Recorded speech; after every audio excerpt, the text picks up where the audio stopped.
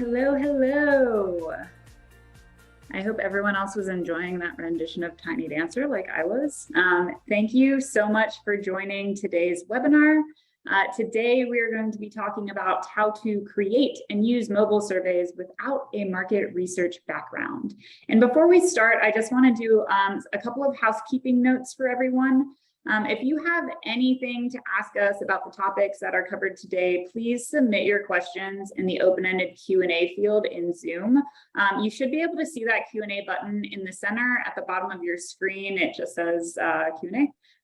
So you can drop your questions in there. If we do run out of time and we can't answer your question, we'll be sure to just follow up with you guys after the webinar. So make sure you're logged into Zoom where you add your name after whenever you are asking that question. That'll be super helpful. We definitely 100% will encourage you to ask questions or discuss in the chat section along the way as well. So just make sure that you are selecting your message to go to everyone or attendees and panelists, depending on what version of Zoom you are on. And finally, we'll be sharing this link to the recording plus the slides later this week through email. So just keep an eye out from the follow-up for us. Okay, let's get started here. Let's get the chat bumping here. Go ahead and throw your favorite emoji in the chat if you're excited to get started. Want to make sure you guys are all familiar with where that chat box lives. That is definitely Lou's favorite emoji. Absolutely. I'm seasonal right now. I'm really into the ghost emoji. All right. I like it. The party parrot. Yes. Yes. Amazing. And all the variations of party parrot too. Definitely. Awesome. Well, we're so excited to have you guys. Let's do some quick intros here. So on your end, you should see a poll that pops up for you. It's going to ask you a little bit more about yourself to select your role. We'll get that popped up, and then if you can get an answer in there, that'll help us get a feel for who is in our audience today. So go ahead and select your position there. If you are an other, drop your other in the chat. I'm always curious who is coming in here who doesn't fall into product management, marketing, or UX for today. And as you guys are filling that out, we will go ahead and do some quick intros on our side. So my name is Mel Fox. I am a product manager here at Apptentive. I started here in January of this year, and I was actually previously an Apptentive customer. Lou will share, she was as well, which is really exciting. We kind of joke that we loved the product so much that we had to come and work on it. So super happy to be at Apptentive. Absolutely love this brand and what we're creating. A couple of other things about me. I run my own business on the side. It's called Work for Your Beer, in case you like working out and drinking. Same. That's kind of our vibe. I also perform as an aerialist on the big metal hoop that hangs from the ceiling, like Cirque du Soleil style. It's called Lyra. It's very physically demanding as well as emotionally stimulating, and I just adore it. It's a really good creative outlet. And then finally, I have a corgi. His name is Sir Pancake Bacon Fox. He is my only child, and I like to give this call out because he is semi-chatty and he may or may not bark during this call. It's a real toss-up depending on the day. So I do just want to let you guys know that. He's really cute though, so just give him a break in case he does bark. And that's it about me. I'm actually going to throw it over to Lou. Awesome. Hey, y'all. I'm Lou. I started at Apptentive as a senior PM here also back in January. And as Mel mentioned, I was also previously a customer of Apptentive's. Over time, I've gotten to play a few different personas. So I've been a developer who actually implemented the Apptentive SDKs on iOS. And I was a product owner who managed interactions and prioritized SDK updates on mobile. And then I was also a PM who got to manage the partnership with Apptentive. So I'm also very happy to be here. And we do joke pretty frequently that we love the product so much that we just had to come work on it. A little bit extra about me. I have a dog named Burrito. She is a fluffy Schnauzer poodle and she's not very chatty. However, she does snore. So there is like a 50-50 chance that you might hear her snoring in the background. I apologize. I am not falling asleep. It's Burrito. I am super excited to be here with you all today and share a little bit more about surveys and gathering customer feedback, since it's something that I love doing as a customer, and now it's something that I get to work on every day. So with that, before we jump into the good stuff, we just want to share a little bit about Apptentive. I know we have quite a few customers here today, so throw your hands up in the chat if you are a current customer. But there are some of you who haven't heard of Apptentive before. So for those of you who don't know us, we work with some of the world's largest brands. And as you can see here, these are just a handful of the ones that we work with, which is pretty exciting. All of these brands trust us because at our core, Apptentive is a feedback company all about customer love. And we feel that in everything that we do throughout our day. Our voice of the customer solution helps these brands collect and measure customer feedback to improve their customer experience and brand loyalty. Using intelligent tools and precise targeting, which we'll talk a little bit about later today, Apptentive helps enterprise brands capture actionable emotions and feedback from the 99% of consumer voices that are typically missed, or that silent majority. And we can quickly help turn that into feedback that is actionable. You'll see a bit more of our platform in this webinar, but wanted to just give a brief overview before we dig into some things. So today we'll kick off with some trivia before diving right into some market research 101, just a quick overview. Next, we'll take a deep dive on surveys and survey questions, look at how surveys fit into the customer journey, and then we'll wrap up with a review of what we've learned before finishing off with some Q&A time. So with that, I'll hand it over to Mel to talk us through some trivia. Okay, welcome to trivia time. So for those of you who have been on any of our previous webinars, you may note that we have a theme of sorts going on here. So our first theme was beer, second was wine, and today's coming in hot with Lou and my favorite spirit to enjoy together, gin. And before you think we're alcoholics, we actually have themed this intentionally. We recently launched Product Happy Hour, an email series for all of our Apptentive customers where we geek out about all things product, where we share tips and tricks on how to better use our platform to improve engagement rates and more. So if you're not an Apptentive customer, I apologize, you can't have access to Product Happy Hour yet, but this is one of the fun things that we have recently launched, that if you are a customer, you get a little bit of bonus product time from us. So make sure you give that series some love. We're always seeking customer feedback in there as well. So anytime you guys respond to that email or give us that direct feedback, it comes right to me and Lou, and we really appreciate that. So we'll move into our first trivia question. You'll note these are also in polls, so it probably already popped up for you. But trivia question number 1 is, what is the earliest known food to be paired with gin all the way back in 1731? So your options are shellfish, cheese, nuts, or gingerbread. And so if you haven't dropped in your answer, go ahead and drop that in right now. Looks like we've got a pretty good spread across the board here. Give you guys one more last minute, no Googling, of course. Okay, so it looks like y'all are really hyped on the nuts and the shellfish, but the actual answer is actually gingerbread. Which I don't know that anything other than people were like, gin must pair well with gingerbread. I don't know. I don't know the answer to that. And I'm sorry, I should have looked up why, but I thought that was a really interesting trivia question. That one surprised me. Yeah, looks like 8 of you got that right. So good job on that one. The next question is, according to bartenders, what is the appropriate way to prepare a martini? Is it shaken? Is it stirred? Or is it either? Either is fine. Getting those responses in. Who knew gin-themed trivia could be so much fun? I also hope you guys always learn something, because I try to pull really interesting trivia questions for this. All right, looks like we got a good amount of responses in here. I do have context for this one.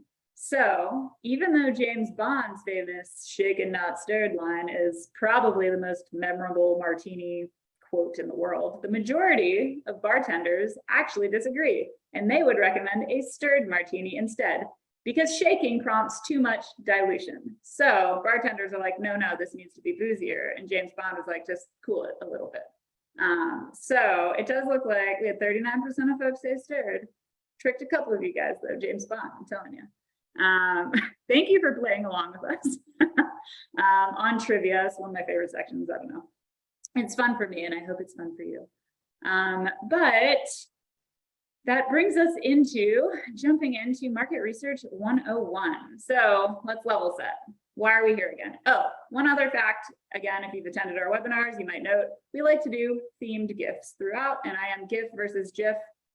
Don't at me about that. But this is Parks and Rec. So just be prepared for some Leslie note. Anyway, we're here to talk about how to create and use surveys without having a market research background. Leslie Knope is going to hold us to some high standards here, and we're just going to jump right in. So I'm not sure how many of you were fortunate enough to take any sort of market research class at any point in your life, but my background's actually in marketing. I don't actually share that a ton on here. I double majored in marketing and advertising at Penn State, and I was extremely lucky to have an amazing market research professor there who offered me a job in the market research department. So my job wasn't actually crafting the surveys, it was just checking students in and giving them instructions on how to take the surveys. But I always took note of where students would pop up to ask questions around something they were unclear of that was confusing. And I always thought that was interesting, right? Because the people writing these surveys are trained professionally in market research. And so while I won't be teaching an entire class on this, I did want to touch on some market research 101, which should hopefully help you help set you up for success. So we did have a little poll go live here. If you're responsible for creating or launching market research surveys, this is super interesting to me. I think we do have 70% of our audience here that is responsible for creating and launching these, which is a pretty large percentage. So first of all, market research as a term is like pretty hefty. So to break it down, it usually focuses on either the customer, the company, or the competitors. And the goal is to take your findings from all this research you're doing and make educated decisions to grow your business. Today, I want to focus on the customer. So thinking about purchasers, consumers, influencers, if you use the term user for your product, users. Heavy focus here on the customer. You'll note here too, with the company and the competitors, there are some things that kind of fall in line there, the 4 Ps being one of them. Product, price, place, promotion, for those of you who aren't memorizing that in your marketing 101 class. I always say that the 5th P is people, and that comes back to the customer. So with that being said, I would just like to say, in a world of Ron Swansons, who I genuinely adore, just be a Leslie Knope. And what I want to say about that is, with that the 4 Ps and the 5th one being people, it's super important to make sure that we are recognizing people. Forget the respondent, forget whoever's taking my surveys, start thinking about them as real people, as a person. Understand that their time is super valuable and just really take their feedback as a gift. I think we say that a lot internally here, like feedback is a gift, and it truly is. And when you treat the folks who are giving you feedback, it's just so much more meaningful. So maybe don't badger them as much as Leslie Knope is here, but you get the point. So speaking of people, one of the most crucial elements of successful market research is targeting the appropriate audience to participate in your survey. It may sound kind of counterproductive because I feel like we think of like more responses or higher reach, like that's what we are getting after, but you should really send your survey to a very specific audience versus blasting to everyone. And a couple of reasons why here. First, this will give you the exact information you're looking for because you know who you're talking to. Second, it will really reduce survey fatigue on those customers that the survey may not impact. We'll talk about survey fatigue a couple of times throughout this presentation. Survey fatigue is that feeling of, hey, I'm getting these surveys hammered at me left and right, and as a consumer, like I feel overwhelmed by that. And so trying to reduce that feeling of being overwhelmed or feeling like you're tapping on your customers too much, especially when it's not relevant to them. And third here, it'll allow you to be extremely specific in how you ask your questions. Remember, we just talked about how we need to treat our audience as people. Well, understanding who you're talking to will ultimately shape how you talk to them. And that's super important. So here at Apptentive, we have a few options to help you narrow in on that correct audience. You can target your audience using event data. So target to any customer based on an action they've taken within your mobile app or your website. Fan signals. So fan signals is really interesting because this is where you can target your brand's fans who you've identified through previous market research, or those who may be at risk of churning or maybe disengaging from your brand or your mobile experience. We also look at previous interactions as indicators. So you can retarget your audience based on responses to previous interactions. As an example, if they responded to a survey with a specific response, you can then send a follow-up survey maybe a couple of days later to dig in deeper to that specific response. Again, focusing on, hey, I know this about you, and now I can ask you a little bit more data to make sure that I'm understanding why you responded the way that you did. We also have person and device data. This hits on things like country you're in, device type that you're using, the app version, OS version, which is really important for all of us in mobile right now, and even just language, simple things like that.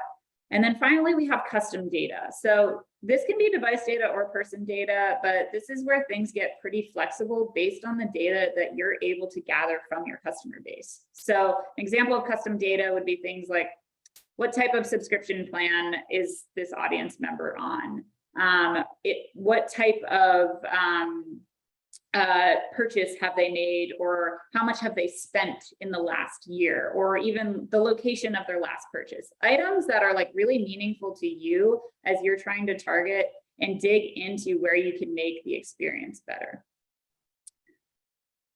We also had a Ron Swanson quote come in here, and I really appreciate that. So keep chatting around here in the chat. We are taking a look at this. Okay, so targeting, super important. Multiple ways you can do this, but as long as you have the opportunity to do it, this makes building surveys, sending surveys, and getting survey responses so much easier. So speaking of that, we're going to talk about survey structure a little bit, right? So we're getting a feel for like who you may want to target, but now it's time to pull together that survey. So first, some general tips regarding survey structure. I always try to start broad before zooming in on more detailed questions. Number one, it generally will make your user feel a little bit, or your audience member feel a little bit more comfortable understanding like, oh, this is like a pretty good start to this before you maybe make the questions a little more difficult or more detailed. I do always advise asking one question at a time. Please avoid those double-barreled questions.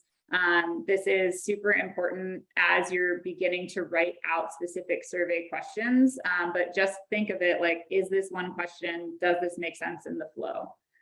I will say this probably 500 times in this specific webinar, but be as concise as possible. Short and sweet is the way to go. Being able to get your point across in the smallest amount of words, clear, cut, concise, is super important. And finally, keep it simple.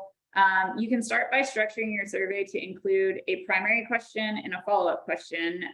This we kind of define as a micro survey, right? Or 1 or 2 question survey. And from there, you can gauge how your audience is responding to that specific question set. So if you identify a lot of like, I don't knows, or like NAs, like just consider updating that survey to be more clear and concise. Keep things as simple as you possibly can. Couple of reasons for that too. If you do have open-ended questions, which is now in the bucket of things to avoid,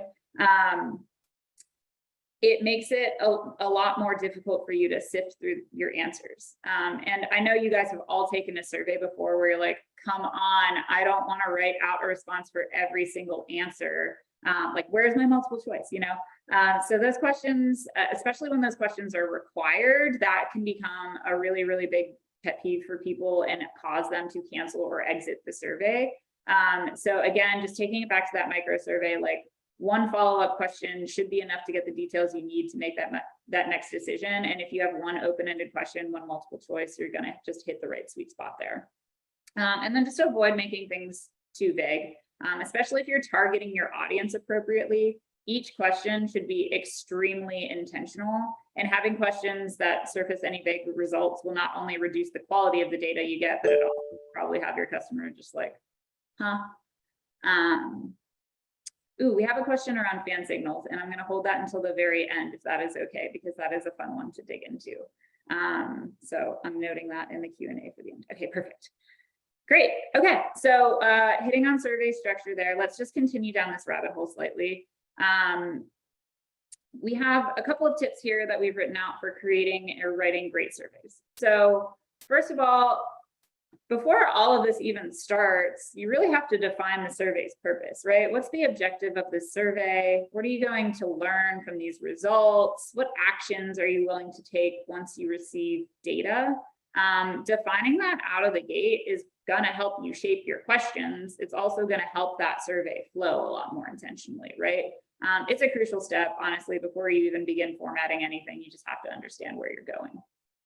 Second, I told you, I'm going to say this 500 times in this presentation, be clear and concise with your questions. Don't overcomplicate it. The last thing you want is your customer reading a question thinking, I have no idea what this is asking, and then either giving you the wrong answer or, again, just bailing. Like, I don't know what this is asking, like, I'm just going to leave. And the third thing here may seem like a no-brainer, but you would be surprised how many surveys get sent out into the Dunkelsphere here without anyone reviewing it. But please, for the love of God, have your coworkers take the survey. If you wrote this survey, it's really, really easy to be biased and thinking this flows really well, or this question makes 100% sense to me. But if you have someone else read through it and give you that feedback, you can actually make it the least biased possible and have it flow. Again, it brings it back to, is this clear and concise? Does this make sense? How would you answer this question? This is particularly important when you start making more complex surveys where you have things like skip logic, where you're going from one question to the next, and you just want to make sure that the flow works. But just for writing out the survey in itself, even if it's just 2 questions, I know it sounds silly, but have a coworker or a friend or someone take it to give you that feedback.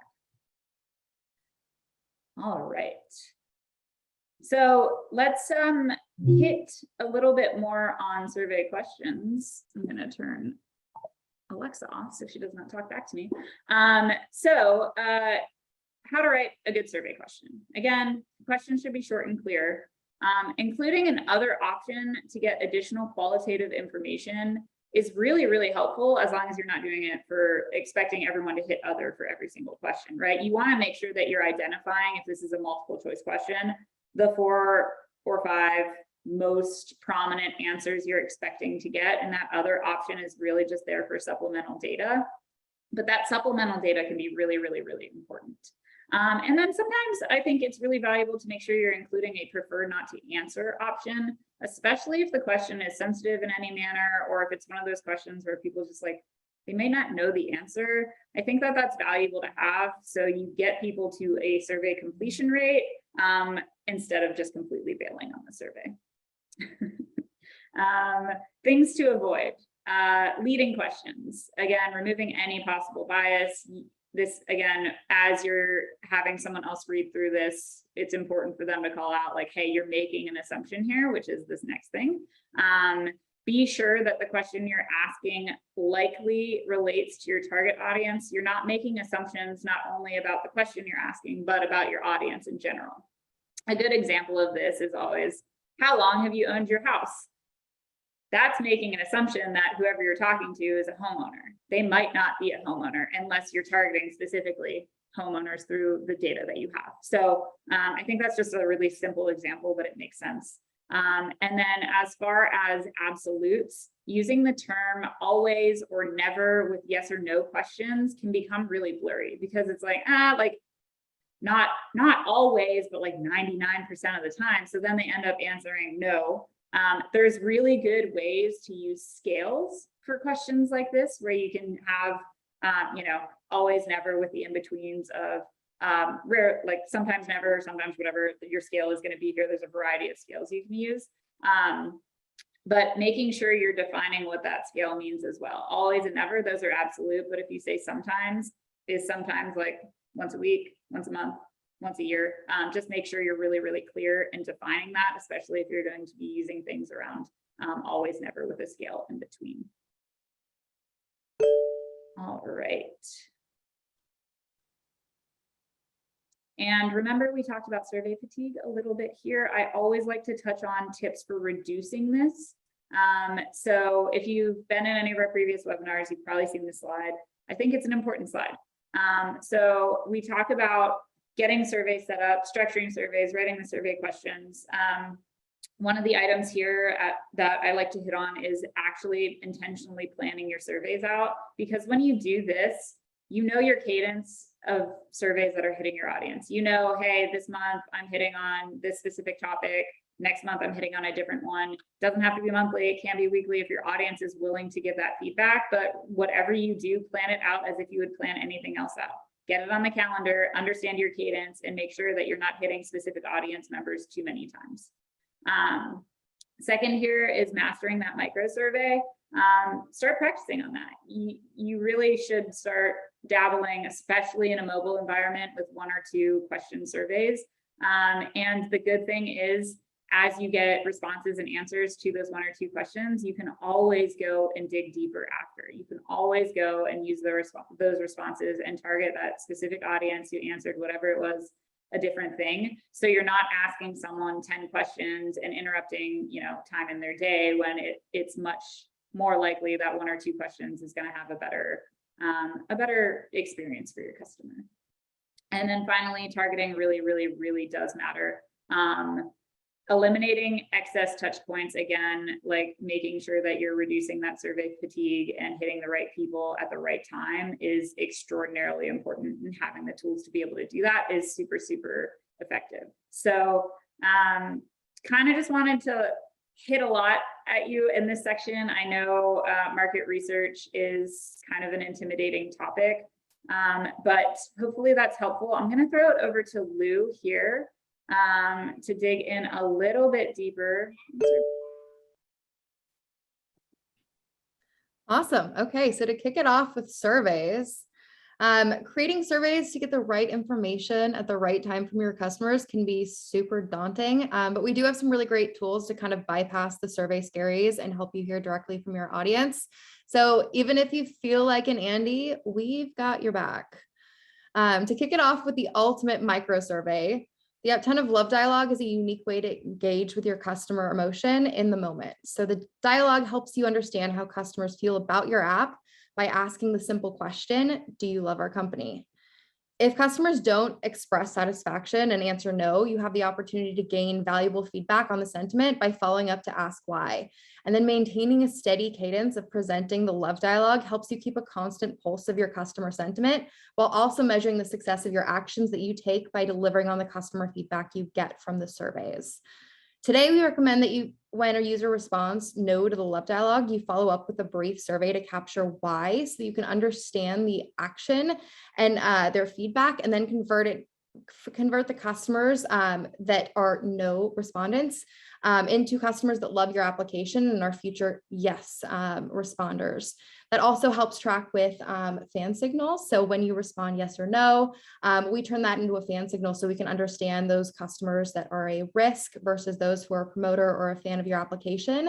And then we can also understand who is a potential risk or a potential churn risk versus a new fan of your application, which is really exciting. We are currently looking into adding the ability to follow up to a yes response with a survey to help you identify your differentiators and understand a little bit more why customers love your organization. So if that is something that you'd be interested in, drop some love in the chat. I'd love to hear how you guys would use that or what you'd be looking for there, because that is something we're actively looking into today. So asking why is great, but how do you ask customers for valuable feedback? We recommend checking out survey templates because you do not have to reinvent the wheel here by any means. We have several templates available today to help you get started with quick surveys super fast. We have templates around market language or research templates, customer health and engagement, so your NPS or your CSAT, product and feature improvement templates, which is what I have used most in the past. Marketing and ad feedback, and then also a ton more too, COVID-19 response surveys to understand like how people are responding, which were really great. And I know a couple of customers of mine, when I was an Apptentive customer, used to understand how interested people were in coming back into a physical location. The template is just that though. So when selected, it pre-fills the survey with questions that you can use right out of the box or update to ensure the language reflects your brand. You can even add additional questions to dig a little deeper into a specific topic. Surveys from a template can be used to follow up on a love dialogue, no response to understand why, or they can be used independently as a micro survey or prompted from a note so that you can kind of gauge who wants to engage in a survey. To dig a little bit deeper on a no response, there are a ton of different templates that you could use to dig deeper as to why, but we'd recommend using the today's experience feedback to ask how they'd rate the app on a scale of 1 to 5, so you can get a little bit more insight as to why they said no, and then expand on that to understand why and actually hear direct feedback from them in a free form response as to why they disliked your application. Another survey template that I have used quite a bit in the past is the feature feedback template. This template helps you validate your priorities by asking how likely you are to use a specific feature, and allows the customer to expand with free form text once again, so you can hear exactly what they're feeling or how often they'd use it. That free form text is also a really great opportunity to understand some of the sentiment and actual user behavior to help kind of inform your discovery or what that actually looks like in fruition, which is really cool. Keeping these surveys super quick, though, is really important to make sure that your customers don't get fatigued, and also don't have to worry about a time commitment of that 20-question survey that you get via email that I think everyone starts and then abandons pretty quickly. When you have very quick surveys, you're more likely to get through them and get actual responses and keep that response rate up, which is a really awesome opportunity. So let's say you ran a survey asking about what feature your app is missing, and you saw a ton of requests for reporting. You can then probe those respondents a little bit more with response targeting. So you can target those who had previously said, I specifically want the reporting feature, and then ask them what kind of reporting they're looking for, what metrics they're looking for, or what they would need from that experience to make it valuable. That also helps to follow up. You can follow up for customers who have responded yes to the love dialogue if it's a separate interaction, or if someone specifically said something in a free form response, like they hated a very specific feature of your application, you'd be able to follow up with that subset of customers to understand if they're experiencing a defect within your application, or if that feature really just does not fit their use case, which is really awesome.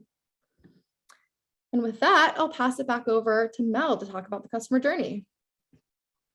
Okay, so it's time to put these surveys intentionally into your customer's journey.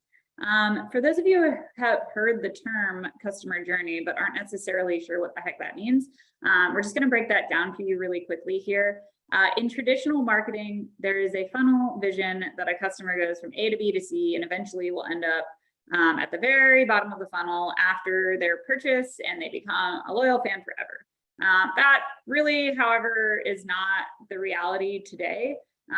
The customer journey itself is the complete sum of experiences that customers go through when interacting with your company or your brand. So instead of looking at just a part of a transaction or an experience, this customer journey documents the full experience from being a customer. Oftentimes, that's not linear. That's not A to B to C. There's so many other touch points that happen, especially with everything going on in the internet. You have your website, you have your mobile app, you have word of mouth, you've got your blog, you have all of these different nurturing email campaigns, and you're hitting those at different points throughout your journey. So really what we are trying to do here is to understand where those critical points lie in that customer journey. So going to hit on this just slightly more here around why define that customer journey. If you haven't gone through customer journey mapping, we highly recommend that exercise. Not only does it open your eyes to all the areas a customer can be interacting with your company, but it also allows you to very clearly see where you have potential or current gaps. So ultimately, building that customer journey map can help you build a better product. It can help you put the customer at the heart of your outreach. Obviously, we're all about customer love here. This allows you to really create an engagement strategy to put your customers first. The more you know about how your customers use your product, the more you know where they're engaging or disengaging, the more targeting your messaging with them can be. And then finally, it can ensure your team's efforts are in the right place. So you have these larger company goals and missions, but at the end of the day, you really have that customer who's driving everything for you. So having that customer obsessed mentality or having that customer love mentality will help you provide the best experiences for your customer moving forward. So it's really imperative to learn like what that true customer journey can look like. And the customer journey is different it's different for every single person, right? You can write customer journeys that are associated to customer personas, which is really helpful because you can understand, from a higher level what specific personas go through and how they're interacting with your brand. But at the end of the day, it's really going to help you make sure that you're investing in the right development efforts for your team, your marketing budget, whatever it may be. So hopefully that gives you a little bit of the importance of identifying your customer journey, but I want to hit on how surveys can help you improve your customer journey. So the best way to get to know your audience and any hesitations they may have is to really directly ask for their opinion and feedback. It's funny because I feel like when I first became a product manager, we would have these meetings where we would be in like arguments around like, what should we name this feature? What does the customer want? Blah, blah, blah. And I was like, can we just ask them? Like we literally had just implemented Apptentive at this point. It was like, can we just have them make a decision? And it sounds so silly, but it is really that simple.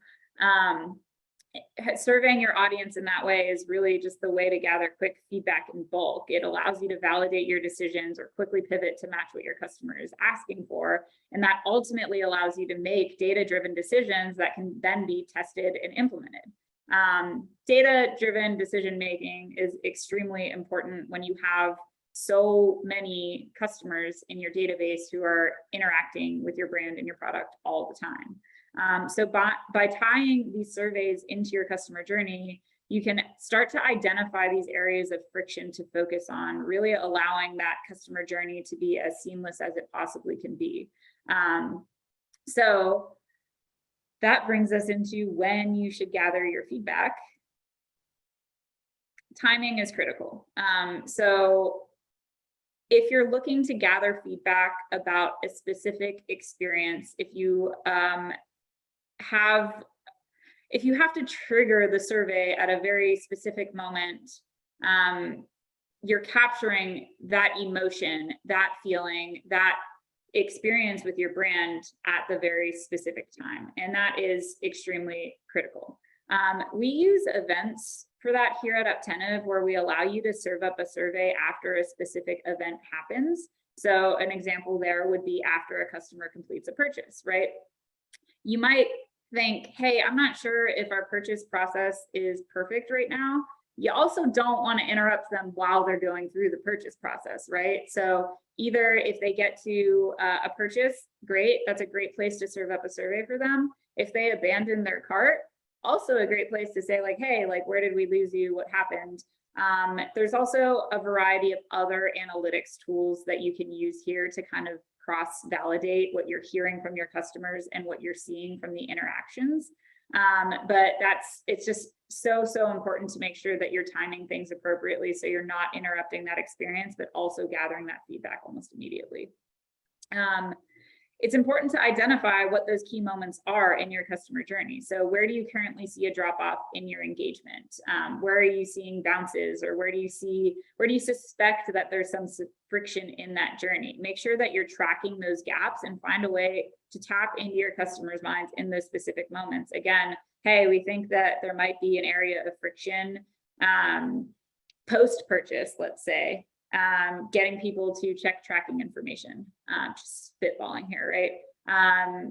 If we can't identify that through the analytics that we have, you have to ask your customer, give them a survey, say, hey, like, is there a reason that you had an issue with X, Y, or Z? And most of the times your customers are going to want to give you that feedback because they want their experience to be better. And finally, keep it relevant. If they just finished one experience, keep the feedback specific to that moment in time. Don't try to squeeze in like any bonus questions or ask about a completely different experience when they've just ended another one. Make sure that you're keeping hyper-focused and hyper-relevant on what you're working through there. All right, I'm gonna throw it over to Lou here to take us down the home stretch. Awesome, okay, so now that we have all that information, where do we go from there? Personally, we recommend the crawl, walk, run approach. Start small, one bite at a time. When I first became an Apptentive customer and began collecting a wild amount of data, I stayed hyper focused on App Store and Google Play reviews to identify trends there. It really helped to get a process in place to be able to gather that feedback and then start actioning it. So that once I got comfortable with a cadence of checking those reviews and processing and documenting all of those insights I was gathering to share with my stakeholders, I was then able to level up my research and start the plan I had mentioned earlier.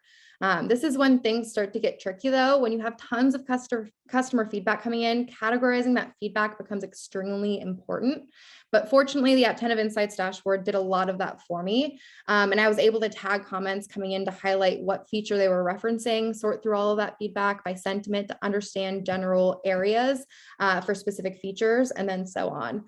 This part of the process gets continually more complex as you introduce more and more feedback mechanisms into the mix, which is why it's the run stage of the process. But one of the other things that I found really helpful there when I was a customer was also the API to be able to report and aggregate all of those insights into executive dashboards or anything else, so that I could always have an automated high level understanding of where customer sentiment was and the trends and topics or tags that people were saying that I could share with my stakeholders. So other areas of the product team would be able to get great insights and also benefit from the data that we're collecting and researching. That being said, though, all of that means nothing if your customers don't feel like you're listening. A large part of getting valuable user feedback is building that relationship with your customers where they're open to giving you more. So if you're asking and asking and asking for feedback, but you never follow up, or more importantly, follow through, customers are less likely to take the time in the future to give you that feedback if they feel like they're not being heard or they're just shouting into the abyss. From my experience, the only thing worse than negative feedback is no feedback at all, because it means that customers are turning or just giving up on engaging with you as a product team to help you better the product, and they stop caring, which is really concerning. This isn't a revolutionary graphic, but it's extremely important to reference here, and something that I think we show off in almost all of our webinars, because dissecting each section is how you become a true customer feedback strategy, allowing you to take meaningful action on that feedback. So to recap here, once you have captured your feedback and analyzed those insights, take action to follow up on what customers are saying, and then close the feedback loop by delivering on new features or fixes. Or regardless, if you're not able to act in the moment, because we all have large backlogs and definitely lots of priorities, following up with a thank you or reaching out for more information ensures that they feel heard and that customer relationship is still growing and being fostered to get even better feedback in the future. So to recap, what did we learn today? First things first, surveys don't have to be complex to be successful. Keeping them short and sweet ensures that your response rate stays high and you're able to engage with those customers that are otherwise the silent majority. Targeting your audience will yield better results. So following up with response targeting to dig more into questions, or following up with the right people will help get that response rate high as well, so you have even better feedback to action. And then embedding surveys into critical parts of your customer journey will allow you to identify friction points and improve in those moments.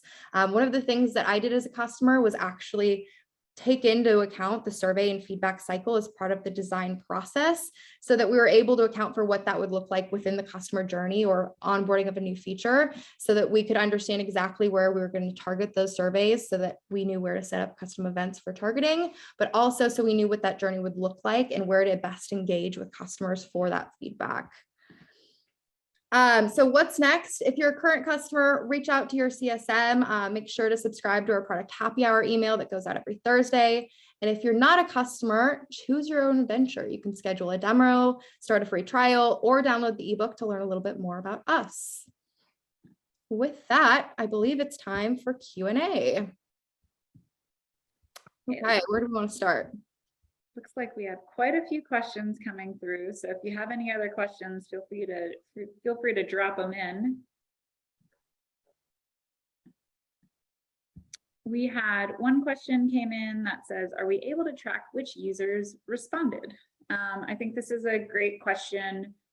We do have a feature called response targeting, which allows you to target users who have or have not responded to a specific survey and or note, an interaction, if you will. So yes, you can track that and make sure that you are redirecting or retargeting based on those specific responses. So that's a great question. It's one of our newest features. So I like that as a little call out there. If someone like was paid to put that in there. Thank you. Lou, did you want to add anything to that one? Yeah, also, if you're looking to just understand who specifically responded to something within a survey, when you're just gathering and looking through those insights, the metrics API does include all of the person and custom data to a specific survey response. So you'll have all of that readily available to understand who is saying what, if you wanted to reach out directly or anything else. And then it's also available in survey reporting exports. So you'd be able to understand who is saying what and have that contact email if associated or if authenticated, to be able to understand and reach out to that customer as well. This is a really interesting question. Can you talk briefly about how you integrate these survey insights into the delivery process? Do you hold a specific meeting to distill the survey responses with the team to generate new backlog items? How often do you do this? Who is involved in that conversation? That's a great question. I think every company does that a little bit differently depending on your resources. If we are running a survey on the product team, we will go through and analyze the results and report out, and we have what's called a monthly product growth team meeting, and we go through and review feedback results in that specific meeting. And that is with a core group of cross-functional stakeholders. So we have sales, customer support, marketing, engineering, product, all in the same room. And if we feel that there is an area that we need to explore more or get into our backlog, that then goes into our product development process, where we will add in the item and understand how many people are requesting it, what the level of effort looks like, what our actual impact is, and go through our entire process that way. But we do generally, I would say, if we create, write, send, execute survey, we will usually analyze those results on our end and then loop in all of the right stakeholders to make sure that they are informed of what those results are. It's a good question. That's a great question. I see another one here. Our app runs in the background for a good percentage of our customer base. So how can we get surveys or info in front of our customers if they aren't opening our app frequently? That's an awesome question. One of the ways that you can go about that today within the Web SDK is by creating a survey that is prompted from a link. So you can link from an email to open your application and respond to that survey or interaction, or you can send it through a push notification service. So if you're using a third party for marketing push notifications like Urban Airship, for example, you'd be able to embed that link directly into the notification to send out. That's not available today on mobile. That's only for the Web SDK, but it is something that we're looking to prioritize Q4, Q1 of next year. So it'll be coming sooner rather than later. And I'd love to hear more about your use case there as well too. So if you have any specifics around what you're looking to engage, whether it's a survey or a note specifically just to drive traffic back into your app, drop that into the chat. We'd love to hear more. Awesome. We've got, let's see here. We've had a few questions. I saw one just come in the chat from Melissa, and I know this because I used to work with Melissa and I was responsible for doing this exact thing that she asked, which is, if we have a survey that we want to run for the first week of every month, is there a way to automate the start and end date of that survey? I know this because I was the one who had to do this every month. We ran an NPS survey that we just wanted a specific amount of responses for so that we could call out on NPS and then just pause it and run it the next month. So right now, the way that works within our platform is if you're using one consistent survey, then you have that survey that you literally launch, you can pause it, and then you can reopen it the next month. There's no way to automate timing around that right now. However, you can, duplicate that survey and have, January NPS, February NPS, March NPS, and then pull that data together. Lou, correct me if I'm wrong, that's probably a really good use case for the metrics API. It is. That's a great use case for the metrics API. So Melissa, we probably should sync on metrics API stuff, because being able to consolidate all of that data, that'll just make your life easier. And then you can have those and set the dates at the beginning of the year. Like, hey, here's my survey for each month. I want it to run from the 1st to the 7th, and then just schedule them all out for the year. And then you only have to do that once, and then all your results will roll in. They can congregate into one space. So we'll touch base back on that one. All right. Do we want to keep going? Are we at time? We have more questions, so we're here if you need us. Absolutely. We can stay a couple minutes extra, I think. Yeah, let's do it. Okay, so this one's interesting. Do you recommend that feedback surveys be set at application startup rather than triggered by a specific event? So personally, it's totally dependent on the use case and what your survey is and how you're trying to gather feedback. Personally, for me, and you think about this from the user perspective, if I'm opening an app, it's probably to do something. And if I'm immediately prompted by a survey, I'm probably going to be like, that cancel, like I have to do the thing. And so making sure that you know those specific events and areas where your customer like has a little bit of time to like breathe, and you're not interrupting the experience of what they're trying to do within the mobile application, it's that's your sweet spot, right? Finding that sweet spot can be hard. I think as we all like start, picking up and doing more research and targeting, understanding like, will I get the number of responses I need? Like, am I going to get more completions than cancellations? Like, just being able to dig on that on your own and do some testing is really, really important. But personally, I always recommend going after specific events. I think that is the move, just so you're not like immediately putting someone off out of the gate. Lou, do you have any other? Yeah, I would agree with that. One of the ways that I love to use interactions was to survey after an action was over. So for example, if I wanted to get feedback on a new feature or improvement to the application, I would wait until the user had completed that action to in real time get feedback and follow up right there.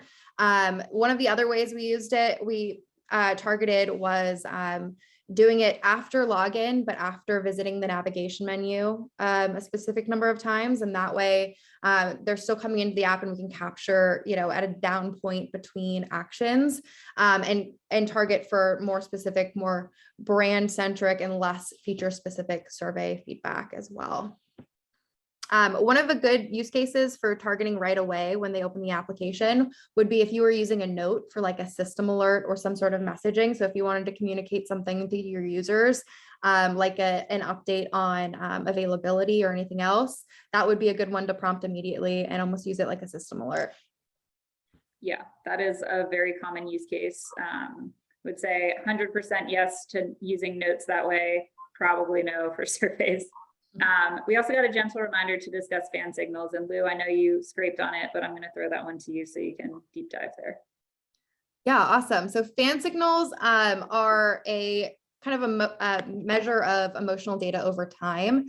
So they can state new versus repeat or shifted fans or risks of the application, and kind of using those to help communicate. You can tailor your language or tailor what kind of feedback you're looking for from people and understand who is a fan of your application, who is shifting from being a fan to a risk. Maybe you want to dig in more to that segment of users and understand why they're falling off of the life cycle is really important. So fan signals are just your general sentiment over time, new, repeated, shifted, and it's derived off of the love dialogue responses over time.